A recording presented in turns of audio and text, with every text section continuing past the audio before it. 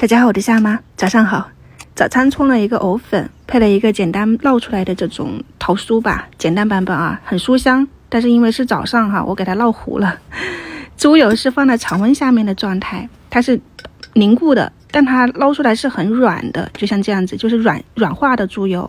你给它放到那个碗里面，我大概是挖了2大勺这种汤勺，糖多放一点，我这里只放了1勺半，他们说不够甜。家里面的那种小鸡蛋，你打1个进去，大的你就半个，然后就是3-5克的泡打粉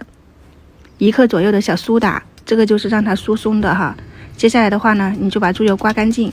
把这些食材混合均匀，糖一定要多放一点啊，他们俩都觉得不够甜。然后蛋糕粉，也就是低筋面粉，你放进去。因为为什么没有给大家称克数呢？都是随手可以做的，没有必要一样样去称。我就先跟你们说一下怎么判断。放了3勺的面粉进去以后，你碾一下，没有干面粉，如果碾手就代表面粉少了，你再加个2-3勺进去，就搅拌到什么状态呢？没有什么软的那种面絮状了，基本上都是这种干干碎碎的，你用手一碾，它不粘手，又能够成团，这个状态就可以了。饼干都是糖油混合物，所以这个东西你看就这么一小团可以了哈，一家人吃1-2块，不要做多了。我是用平底锅烙的，你接下来就揪出一小块，不用揉啊，就直接给它按成饼状，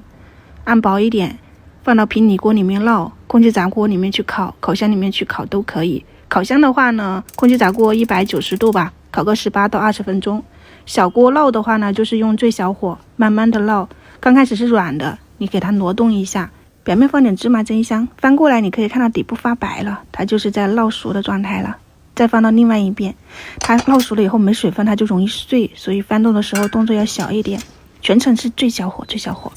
趁这个时间我来冲了一点藕粉，藕粉用冷水化开以后，就直接倒入刚刚烧开的沸水，冲进去它就凝固了。我在搅拌的过程中，我闻到我的饼干它糊了，我赶紧关火。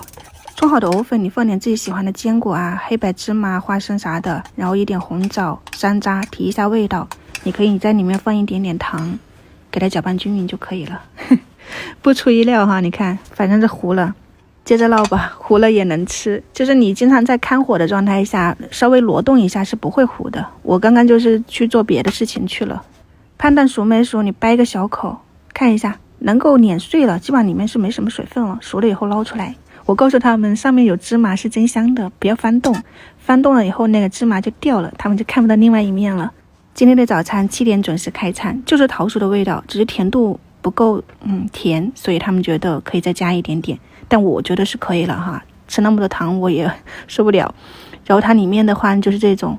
真的很香很香。如果你是用黄油做，那就是曲奇饼干，而且今天刚好也是重阳节哈，你可以尝试一下。我们晚上再见，拜拜。